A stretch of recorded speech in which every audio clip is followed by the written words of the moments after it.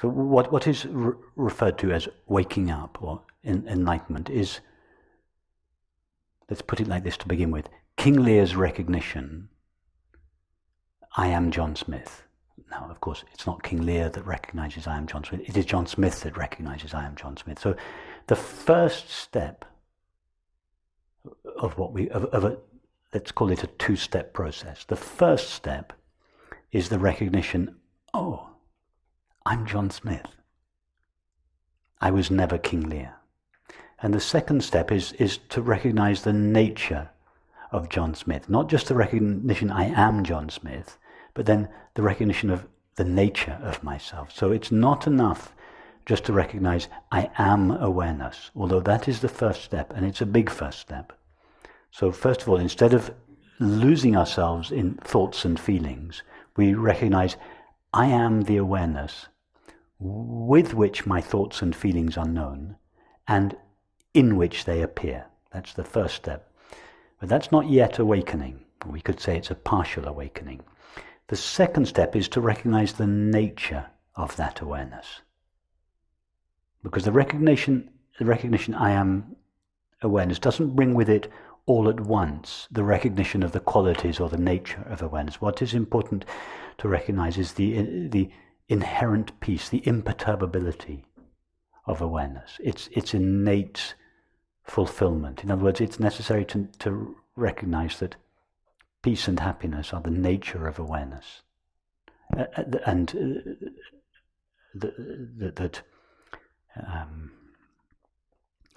that the recognition that awareness is ever present.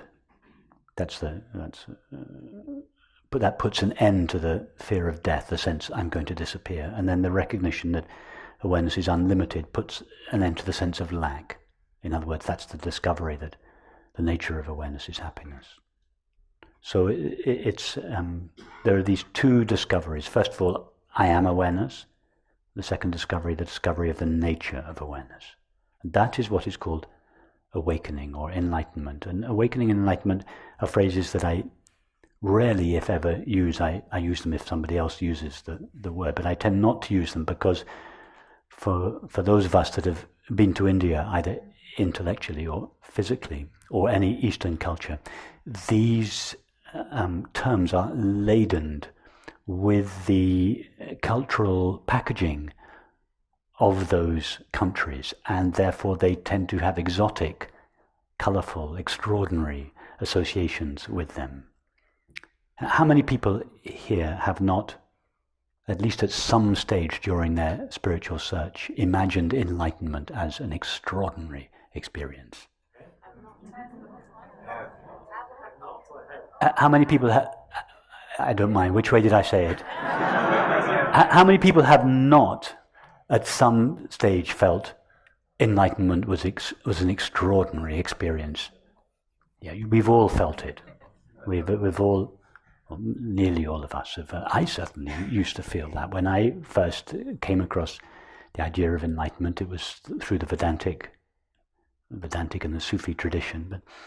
And so I always thought it was just like my ordinary experience, but it was just going to be 10 times better than the best thing I could imagine in my experience. And the idea of enlightenment and awakening, and because very often the simple recognition of our own being, which I find a much more accurate phrase, as this simple recognition is often accompanied by a great relaxation in the mind or the body, which triggers an unusual side effects in the mind or the body. These side effects have been mistaken for the recognition itself, and therefore we have this idea that enlightenment is something extraordinary. It's not extraordinary. Enlightenment is the simple recognition of the nature of our own essential being, or its recognition of itself. And nobody has privileged access to it. Ramana Maharshi and Jesus and Lao Tzu and the Buddha, they didn't have any greater or more direct access to the nature of their own minds than you or I have. They were just very single-pointed about it. So enlightenment is the recognition of our own being is actually it can sometimes be accompanied by unusual side effects in the mind and the body, but it can equally happen so quietly that the mind barely registers it to begin with.